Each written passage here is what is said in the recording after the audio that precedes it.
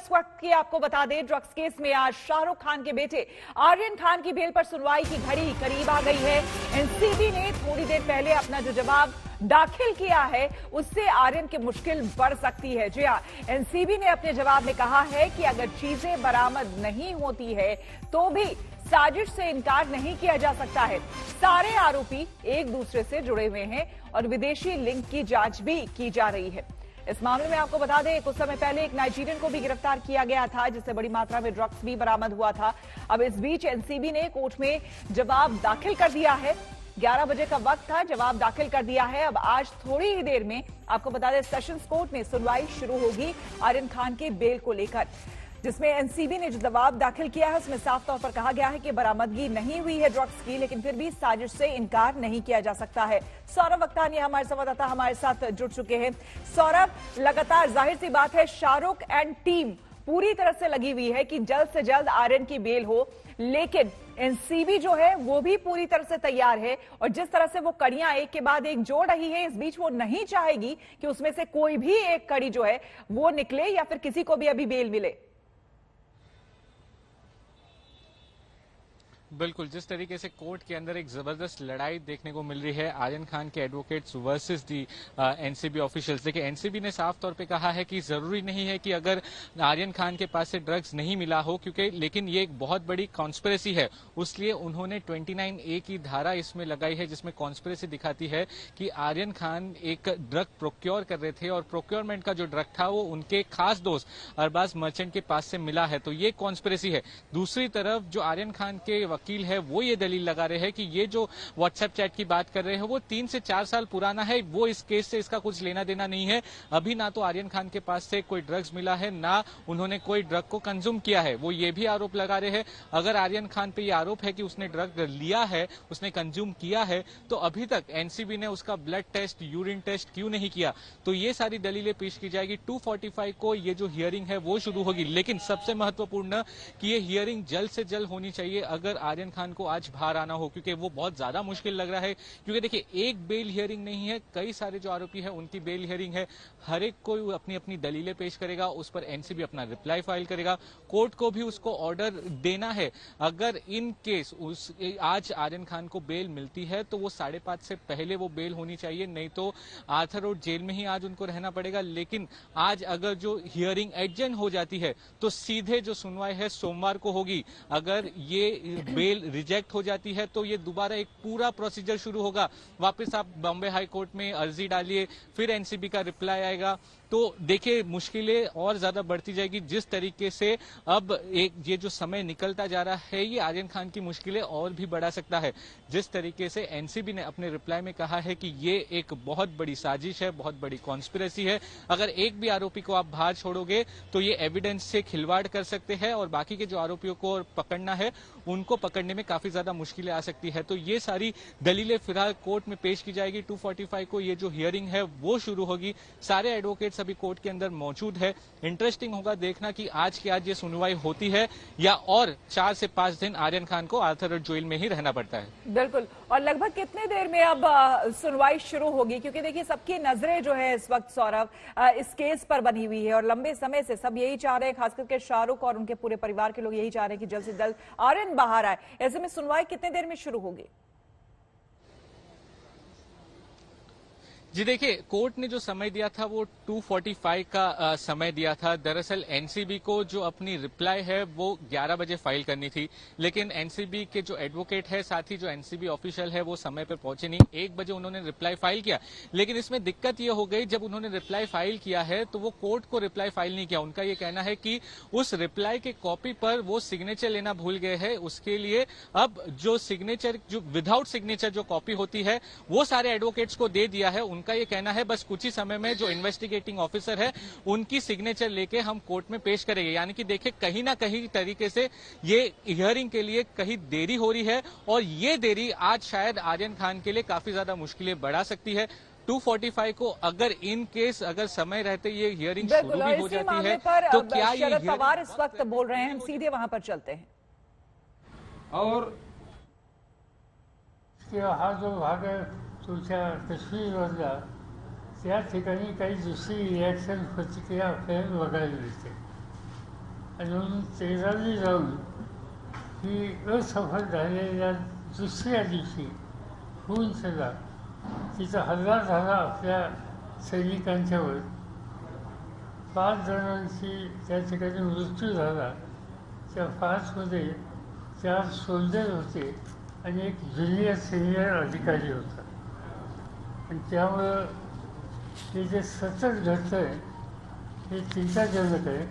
आणि मला स्वतः असं वाटतं आणि दिल्लीच्या आमच्या अन्य पक्षाच्या सरकारांशी बोलतो आहे, दोघांशी बोलतो आहे की याच्यामध्ये एकत्र बसून सर्व राजकीय पक्षाच्या सरकारांनी याच्याबद्दल एक सामूहिक भूमिका घेण्याची आवश्यकता आहे. 1 महिन्याच्या पूर्वी देशाचे संरक्षण मंत्री राजनाथ सिंग यांनी मला आणि एके अँथनी यांना. और अब देखिए खबरें महंगाई की मार से जुड़ी हुई है.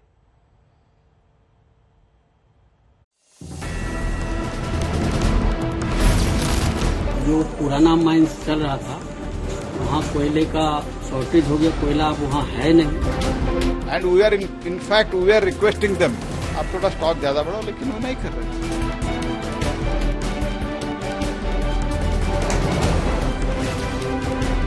जैसे जैसे पेट्रोल और डीजल की कीमत बढ़ती जा रही है वैसे वैसे भाड़े बढ़ते जा रहे हैं. ये ज्यादा पैसे पड़ रहे हैं ना, 2 रुपए 3 रुपए बढ़ा के ज्यादा हो गए.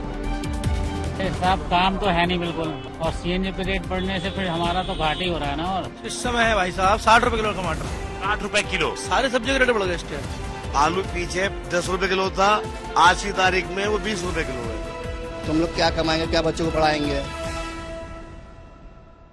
तो खाना नहीं, घूमना भी सब कुछ महंगा हो गया है.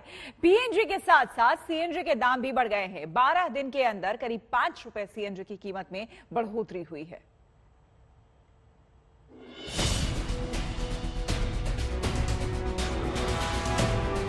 महंगाई की नई किश्त की मार सिर्फ रसोई पर ही नहीं पड़ी है, बल्कि सफर पर भी पड़ी है. अब गैराज से गाड़ी निकालने से पहले भी सोचना होगा. 12 दिन में सीएनजी के दाम 2 बार बढ़े. अभी 2 अक्टूबर को ही सीएनजी की कीमत 2 रुपए प्रति किलो से ज्यादा बढ़ी. आज फिर 2.5 रुपए से ज्यादा महंगी हो गई. अब दिल्ली में सीएनजी के लिए प्रति किलो 49 रुपए 76 पैसे चुकाने होंगे. नोएडा, गाजियाबाद में 56 रुपए 2 पैसे जेब से निकालने होंगे. एनसीआर में सबसे ज्यादा महंगी सीएनजी गुरुग्राम में है. दिल्ली एनसीआर ही नहीं बल्कि तमाम शहरों में रहने वाले लोगों को महंगाई की एक और मार पड़ी है, जब सीएनजी और पीएनजी के दाम में 2 रुपए से ज्यादा का इजाफा हुआ है.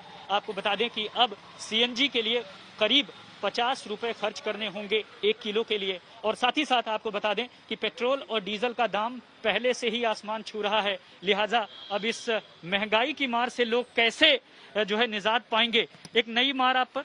हाँ जी सर, सीएनजी सर बहुत रेट बढ़ गए इनके. जो पहले सर कहाँ 40-35 रुपये हुआ करती थी, अब 50 रुपये सर हो गया. 1-1.5 रुपये आज भी बढ़ गया. तो महंगाई बढ़ रही है, खासकर सीएनजी का दाम जो बढ़ा है. सर मैं बहुत परेशान हो जाता हूँ. मैं दिन में काम करता हूँ, 1500 का खर्चा आ जाते हैं 2000 के, तो बहुत परेशान हूँ. सीएनजी जितनी महंगी हो रही, पेट्रोल महंगा हो गया, इससे तो बहुत ही ज्यादा परेशान हूँ सर. देखिए, जिस तरह से ये अब सीएनजी का दाम बढ़ा है उससे ऐसा लगता है कि अब कैब सर्विसेज हैं वो महंगी हो जाएंगी. ऐसे में एक एक करके चूंकि कड़ियां जुड़ी हुई हैं, लिहाजा आने वाले वक्त में लोगों को और महंगाई की मार झेलना पड़ सकता है. अब यूपी के कानपुर, फतेहपुर और हमीरपुर में सीएनजी सबसे ज्यादा महंगी हो गई. यहाँ 1 किलो के लिए 66 रुपए 54 पैसे देने होंगे. राजस्थान के अजमेर, पाली और राजसमंद में आपको 65 रुपए 2 पैसे चुकाने होंगे. वहीं यूपी के मुजफ्फरनगर, मेरठ और शामली में 1 किलो सीएनजी के लिए 63 रुपए 28 पैसे जेब से निकालने होंगे. सीएनजी की कीमत बढ़ने से टैक्सी वाले खासे नाखुश दिखे. उनका कहना है कि कोरोना के बाद अब उन पर महंगाई की मार पड़ी है. सर ये महंगाई तो लोगों को मार रही है बहुत ही ज्यादा. हर चीज में महंगाई है और आमदनी इतनी होती नहीं है, तो बहुत ही ज्यादा परेशान है जनता. सर असर क्या बनना है, काम कर तो वैसे नहीं है, आगे भी सवारी नहीं मिल रही है. सरकार ने सीएनजी पे वैसे भी गाड़ियां पास करवाने उस पर भी ज्यादा एक्स्ट्रा टैक्स लगा दिए हैं, परमिट पे टैक्स लगा दिया है, सब पे टैक्स लगेगा। और फिर डीजल वैसे पेट्रोल महंगा है, अब सीएनजी बढ़ा देंगे तो घरे बैठना और क्या काम करना हम लोगों ने। देश में ज्यादातर पब्लिक ट्रांसपोर्ट की गाड़ियां सीएनजी से चलती हैं। ऐसे में महंगाई का बोझ आम जनता पर ही पड़ेगा। दिल्ली से हिमांशु मिश्रा, मुंबई से मुस्तफा शेख के साथ आज तक ब्यूरो। कोयला संकट से अंधेरा छाने के खतरे के बीच महंगाई की नई किश्त भी आ गई है, जिसका सीधा असर आपके रसोई पर पड़ेगा। त्योहारों के मौसम में 12 दिन में दूसरी बार पाइपलाइन गैस में उछाल आया है। सब्जी, सरसों की तेल की मार झेल रहे आम आदमी पर यह दोहरी बोझ है।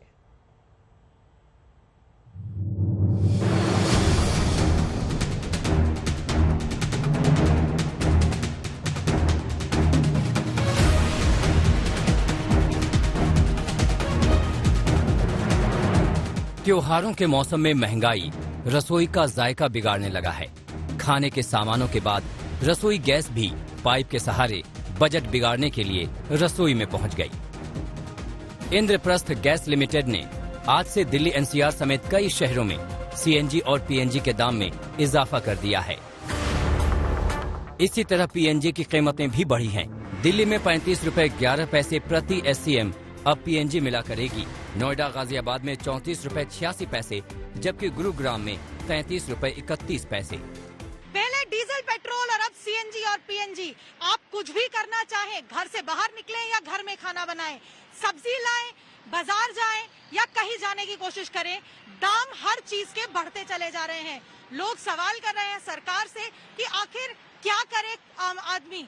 आज आईजीएल ने दोबारा सीएनजी और पीएनजी, जो कि घर में खाना बनाने के लिए जरूरी गैस है, दोनों के ही दाम बढ़ा दिए हैं। रसोई गैस ही नहीं, सब्जी की बढ़ती कीमतों ने भी लोगों की जेब में सेंधमारी की है। एक हफ्ते में टमाटर और लाल हो गया, प्याज आंसू निकालने लगे, घर घर में राज करने वाला आलू तमतमाया हुआ है। सभी के दाम डबल हो गए हैं।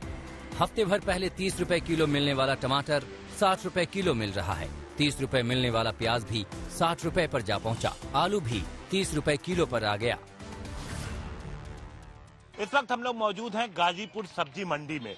यहाँ पर क्या रेट चल रहा है हम बात करते हैं। ये टमाटर आप बेच रहे हैं, क्या रेट है इस समय? इस समय है भाई साहब 60 रुपए किलो टमाटर। 60 रुपए किलो। एक हफ्ते पहले कितना था? 10 दिन पहले जब 40 था। जब 40 था। तो ये सिर्फ टमाटर का रेट बढ़ा है या बाकी दूसरी सब्जियों के? सारे सब्जियों के रेट बढ़ गए इस टाइम, क्यों सब्जी सारे कम हो जाती है ना इस टाइम में। सब बाहर से टमाटर आ रहा है, हर चीज बाहर से आ रही है, सब्जी सारी टोटल। तो हमारा कम सब्जी कम हो जाती है, उसकी वजह से महंगाई हो गई। प्याज का रेट, ये जो प्याज इस वक्त यहाँ पे मिल रहा है, ये क्या रेट है इसका? इसका फिलहाल अब 45 रुपए किलो का है और पिछले हफ्ते जो थी 30 रुपए किलो थी। 15 रुपए किलो का मार्जिन हो गया। आलू पीछे 10 रुपए किलो था, आज की तारीख में वो 20 रुपए किलो है। डबल हो गया। इसकी वजह क्या है? अचानक से इतनी सब्जियों के रेट क्यों बढ़े? वजह क्या है? पीछे से माल कम हो गए, मंडी में माल कम आ रहे हैं, इस वजह से तेजी हो गई है। पीछे स्टॉक है, पीछे स्टॉक कर रखा, मंडी में कम माल भेज रहे हैं, पीछे स्टॉक लगाओ बैठे हैं, कम भेज रहे हैं। दिल्ली ही नहीं, दूसरे शहरों में भी हाल ऐसा ही है। लखनऊ के आउटस्कर्ट्स में पड़ती है। और सबसे पहले मैं बातचीत करूंगा, ये भाई साहब यहाँ पर दुकानदार हैं। भैया ये बताइए कि सब्जियों के दाम बढ़ रहे हैं क्या? लास्ट वीक से इस वीक बढ़ा है? बढ़ रहे हैं। क्यों, क्या वजह है? बरसात की वजह से। बरसात की वजह से? हाँ। कितना अंतर आया होगा? बहुत अंतर आ गया। जैसे का 10 की चीज 20 रुपए बिक रहे हो क्या? और क्या? और हरी सब्जियों में क्या कुछ आया है? सब में दाम बढ़े हैं। दाम बढ़े हैं। बैंगन की क्या कीमत थी लास्ट वीक? बैंगन 30 रुपए का। अभी कितना है? अब 30 रुपए बिक रहा। पिछले हफ्ते कितना था? 20 रुपए। 20 10 रुपए का अंतर आया है लगभग हर सब्जी में इस तरह का। हाँ, ये इतना। हाँ, ग्राहकों को दिक्कत हो रही है यहाँ पे आ रहे हैं जो? अब दिक्कत सबका हो, खरीदे और बेचे वाले सबका, जब महंगा चीज। देखिए आप तस्वीरें यहाँ पे मैं दिखा रहा हूँ आपको।